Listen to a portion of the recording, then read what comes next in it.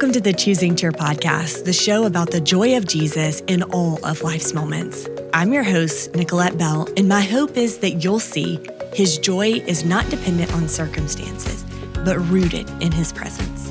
Let's go there together. Hey friends, Advent is a time that we all want to draw closer to Jesus.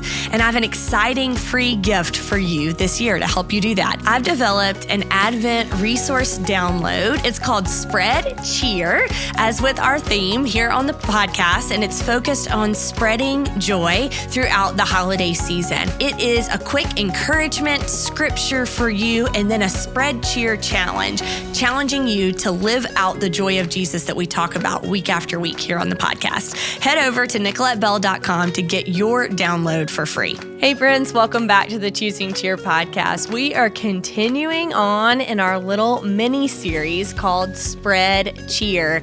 And it has been such a fun conversation to have about spreading cheer, spreading the joy of Jesus in this Christmas season. And as I was thinking about guests for this little series, Laurel, you kept coming to my mind when I think about Christmas cheer, spreading joy, hope, love. I just thought about you. So Laurel, welcome to the show. You are so sweet. Thank you. Well, I'm so glad you're here. We have had you on the show before, but it has been a while. It has. So I wonder if you would start by just letting everybody know a little bit about you. Yes. Well, thank you so much for having me. I'm delighted to be back. So my name is Laurel Donahoo. I am from Madison, Mississippi. I still live there with my husband and our 3 kids and all of our pets. We have a lot of pets. And I am a mother of 3. Like I said, that's my main full-time gig. But I also do content creation for a couple of small businesses in the area. And then I also have my own Instagram page where I try to spread cheer. Yeah. So I think that's kind of how we got connected in the first place. And we just got back from a European vacation, which was very exciting. We went to go tour my son's cochlear implant factory in Austria. That was the whole impetus of the trip. And then we just added a little extra time while we were there. So if I yawn during the middle of this, please forgive me. I'm still adjusting back to Mississippi time. So you're not boring. It's just my body is still recovering. It's still catching up. Yeah. Well, tell us, I was actually going to ask you about your trip. So tell us, what was your favorite part about your trip? That's such a cool trip to take with your young children. It was amazing. So we were invited by my youngest son, Dempsey, is completely deaf, and he has cochlear implants, so he can hear with those miraculous devices. Wow. And we were invited to visit the plant where those are made in Innsbruck, Austria. So I got to be a part of a advocates summit, which was such an honor.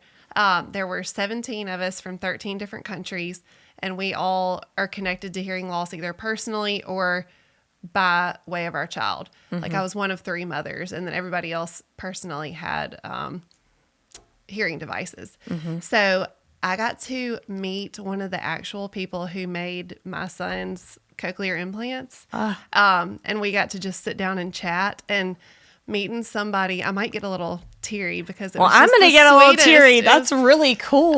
It was the sweetest moment where I got to meet somebody who invested in my son's ability to hear. I'm so sorry. And she got to see, like, I showed her videos of Dempsey and pictures, and just what a live wire spitball ball of energy he is. And just her seeing the product that she helped make give a child that extra bit of life because he can hear was so sweet for her. She cried, I cried, we took pictures, we hugged. We didn't speak the same language, so we had an interpreter crying with us. It was the sweetest time. But I think that was the highlight for me, just because as the mom of a deaf child who has been given the gift of hearing, getting to meet somebody who had such a vital personal role in that was wonderful for me.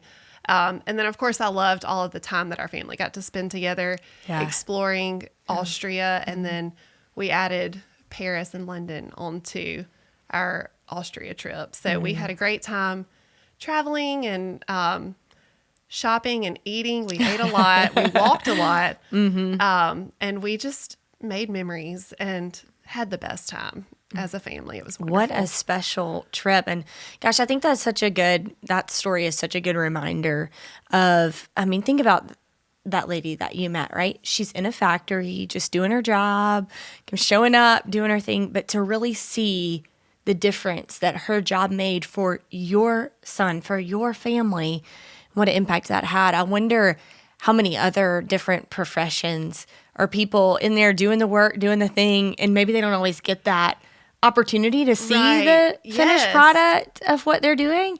Even like with what we do here on the podcast, not at all on the same level. Right. But occasionally somebody will shoot me a text or an email and just say, hey, this episode really spoke to me in this way when I was struggling with this. And it's like, oh, wow. Like, because sometimes you don't know who's listening or who it's ministering to or whatever. So I think that that's something that people could keep in mind, keep showing up, keep doing the work. Yes.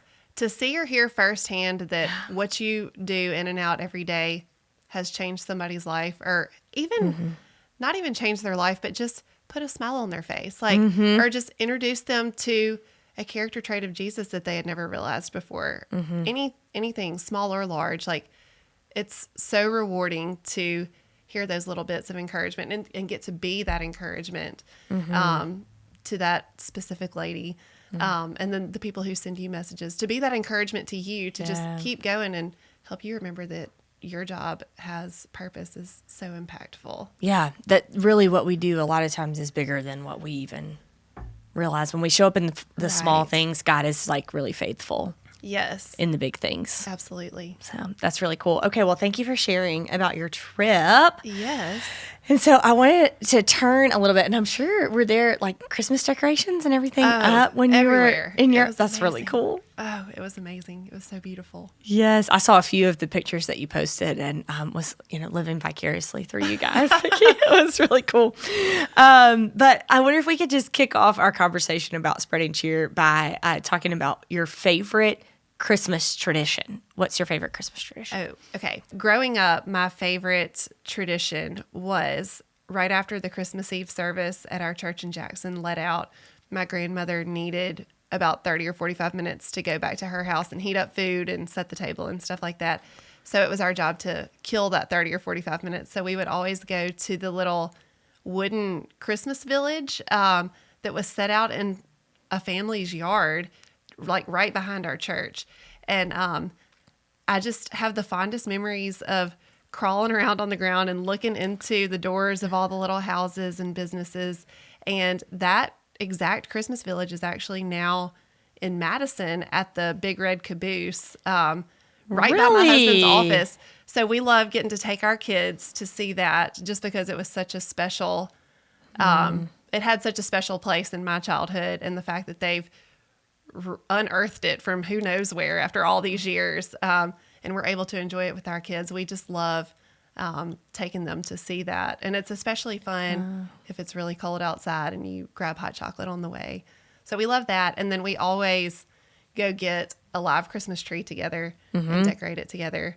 And we have the Muppet Christmas Carol movie playing in the background. I love it. It's just how it is. That's just tradition. What you do. I love it. I love it. That is great. That is really, really great. Okay, so speaking of Christmas trees and decorating for the holidays, why do you love to decorate for the holidays, or what maybe is the motive behind? Because most people decorate for the holidays, but it really brings you joy to do that. Like, some people love it, and some people it's just something they have to check off their to-do list or they put off until the last minute. I love it. I really love it. What makes you love it? I love the lights and the color, and it's kind of a lot of work because we have a lot of Christmas decorations because I love decorating. So I start decorating November 1st, and I love having it up for a long time. We probably usually take down maybe the first or second week in January. Like, we really get as much mileage out of Christmas decorations as possible.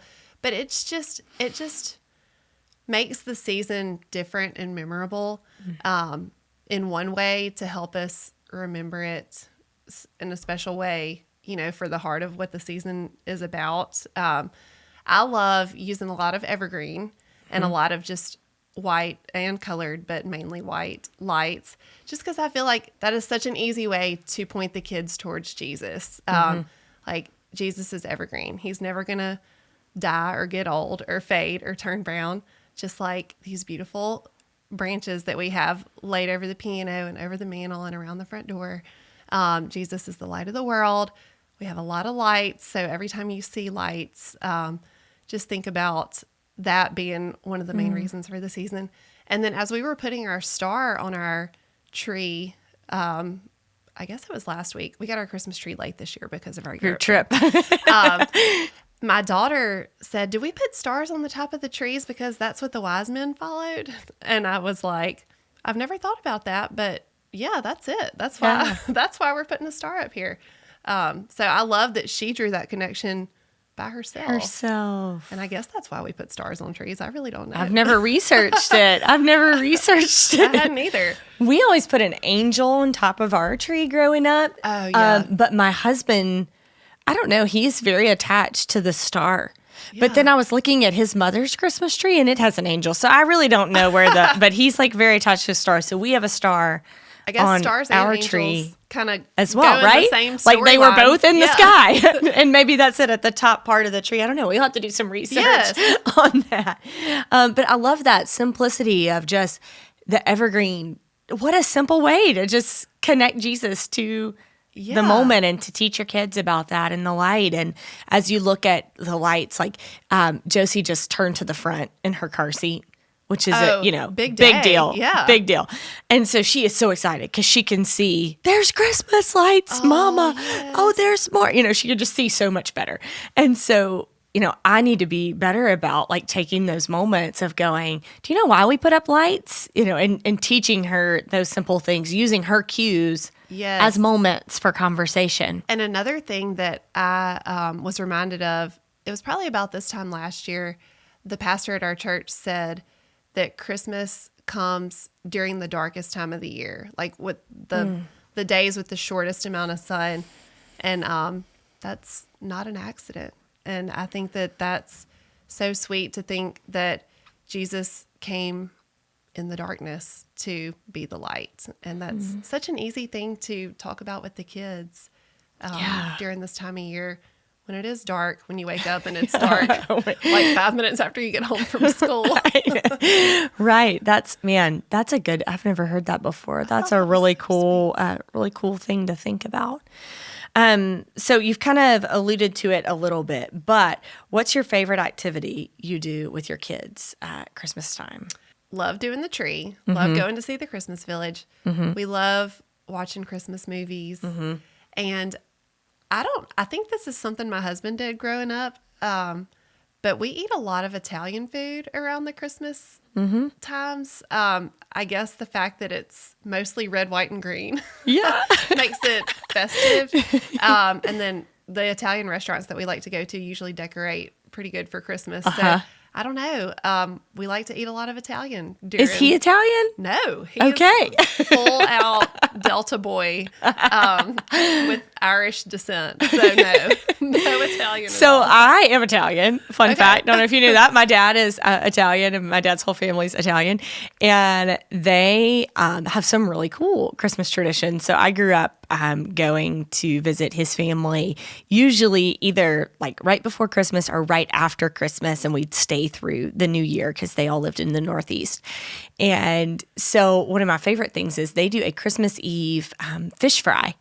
Fun. And I mean, I have like helped my aunts making calamari, like, preparing the squid. I mean, just all these memories of Christmas Eve fish fry with my dad's Italian family. So they do, and their fried fish is different than Mississippi fried fish, right? Like, I'm like, does this even really count? Yeah, it's like a lot healthier. It's like, does this even count? But of course, there's always pasta and manicotti and all the things at the fish fry as well. So that's so funny. That is so fun. Yeah. I love that. It's a cool tradition, but I've never thought about it just maybe being the colors of Christmas too. Yeah. I guess that's why we do that. I really don't know. That's a fun thing to think about.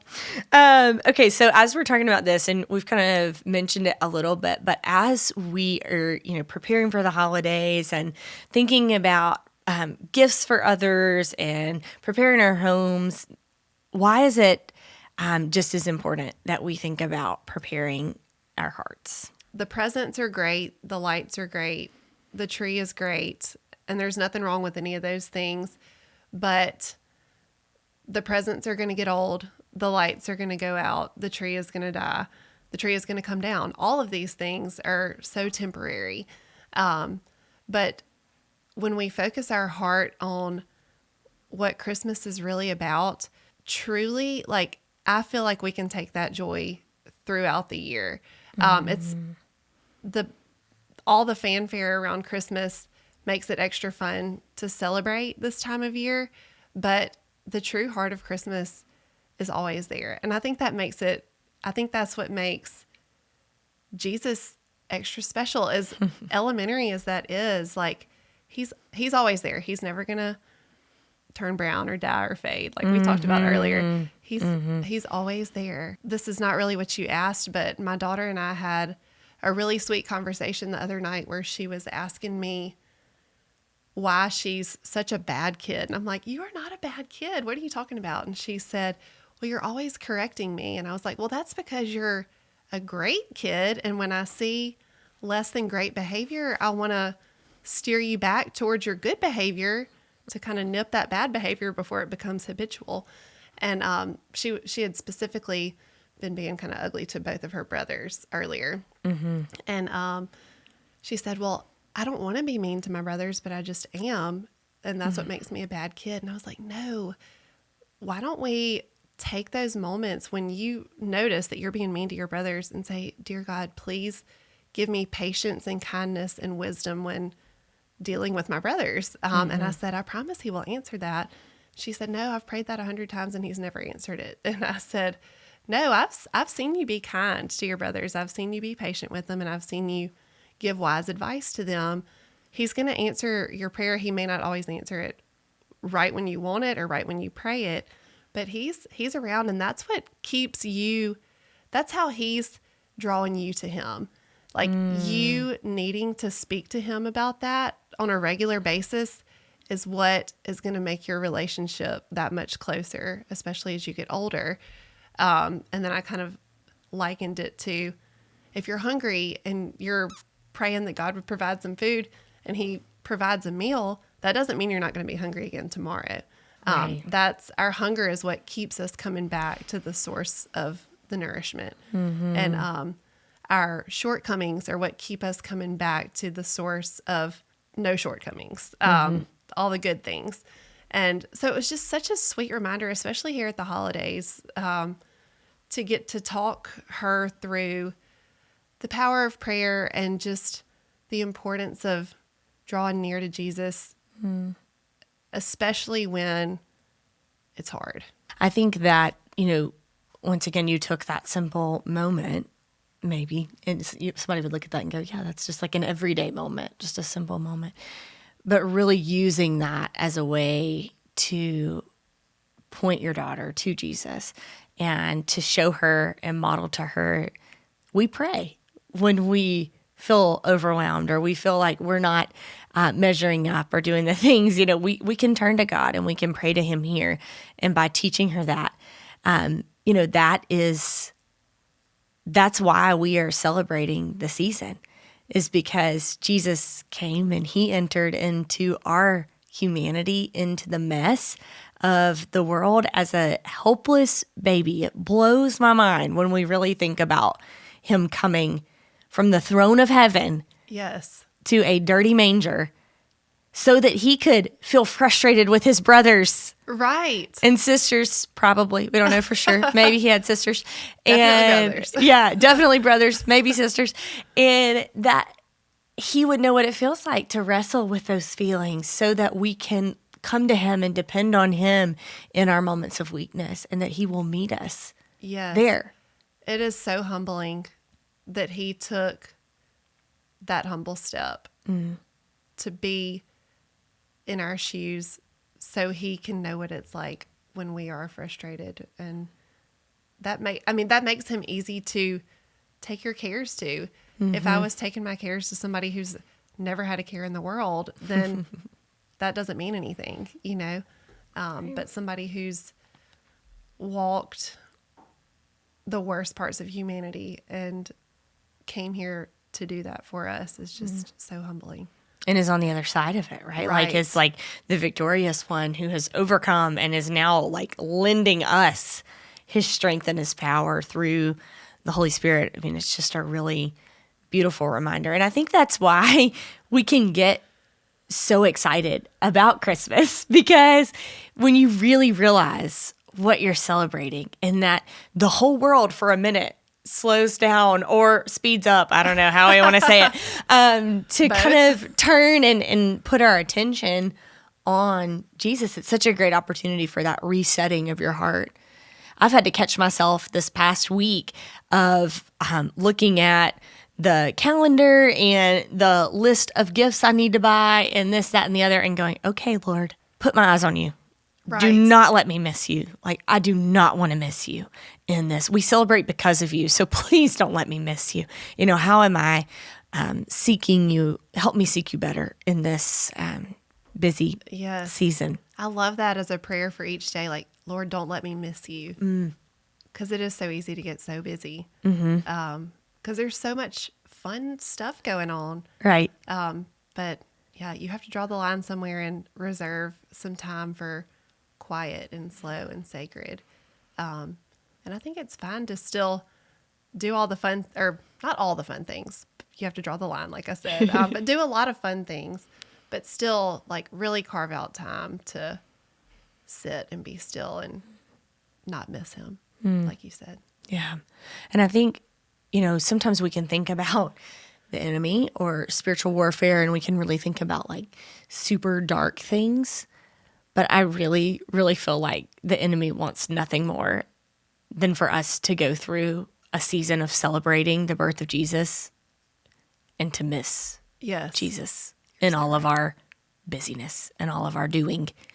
And so that's like my personal prayer, and what I feel like the Lord is really asking me to kind of pray for guarding of my heart, guarding of my mind, to really focus on him. And I think, my daughter's 3 this year. And so Christmas has a different feel than it has the last couple of years, just because she's older and is more alert and into all of the things. When she was a baby, it was easier to be like, okay, like that's not as important or whatever. When you don't have kids, even, it is not as hectic as kind of the schedule with kids. So I think, for me this year, I'm like seeing that already in the start of Advent and going, okay, Lord, like how can I put my attention and focus on you and still spread cheer, spread your joy, spread your love in the season. But what does that need to look like this year? Yeah, it does. It changes each year as your kids get older. Finding ways to slow down looks different each year. Like you said, like she's 3 now, and so she's noticed that she knows what's going on. So you have to approach the season a little bit differently, and that's another thing that makes it super exciting. Yeah, and the other day, like there was something that it was like a holiday event kind of thing, and I took her to it and whatever, and then it was like kind of stressful, and we ended up it was like a tight schedule, and so then I like ended up yelling at her to get out the door, and then when we got home she was tired, and she made a comment of like, I just wanted to stay home. And I'm like, oh my gosh, for her the biggest Christmas celebration would have been like sitting home and looking at our own Christmas tree. Yeah. Like not doing the big event, right? She just wanted to be home with me for an afternoon, and I missed it, right? And so just sweet. Like stopping and going, okay, let me not do that again. Yeah. Let me not have to overprogram this when really she just wants me. Right. She just wants attention and time that I'm really like focused in on her, not the big Yes. hoopla or event that we were going to. So anyways, the Lord's just been working on my heart. So as we are kind of wrapping up our conversation, I want to ask, how can we spread cheer during the Christmas season? There are so many ways to spread cheer during the Christmas season. This year, I have found so much joy in and encouraging my kids to do this too. Just telling people, you're doing a really good job. Like on our flight, every time we got off the plane, we tried to find our favorite flight attendant and say, you're really good at your job. Thank you for taking care of us this flight. Or just some happy German in the Christmas market in Austria, giving us apple cider, just saying, thank you. You're really good at that. You made me feel special. Or just pointing out, like we talked about in the very beginning, pointing out to somebody that their job is bringing a smile to your face. I think that is such an easy way to light up somebody's heart and attitude. And, it's really easy to tell somebody that they did a good job if they really did do a good job. Yeah. No, we're not lying about it. Yeah, we don't have to lie about it. But Be honest. You can really, if we open our eyes, I bet we miss a lot of opportunities to do that. And I imagine those flight attendants really probably only usually hear from people when they don't do a good job. Right. Or when they, bring the wrong drink order or whatever. Right. And people are frustrated. But just to go, yeah, you're doing a great job. That's really saying, like, I see you. You're valuable. What you're doing is making a difference. Like, just those simple words are sending all of those messages to whoever you are speaking that to. That's such a good reminder. It's just so easy. Just when you're out and about during the day, just try to pick up on one person who you can tell is enjoying what they're doing or has done an exceptional job at whatever it is that they've been tasked with, and let them know that. I love that. We call that cheering each other on Yes. the podcast. So I love that. We've talked about that in the past, but I love the thought of doing that as thinking about spreading Christmas cheer, of just seeing the person and encouraging them in that moment.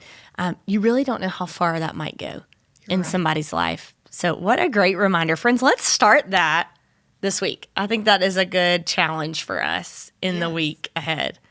Well, Laurel, is there anything else you'd love to share with us today on Christmas cheer, all the joy? Oh, goodness. I'm sure I could talk about this for hours.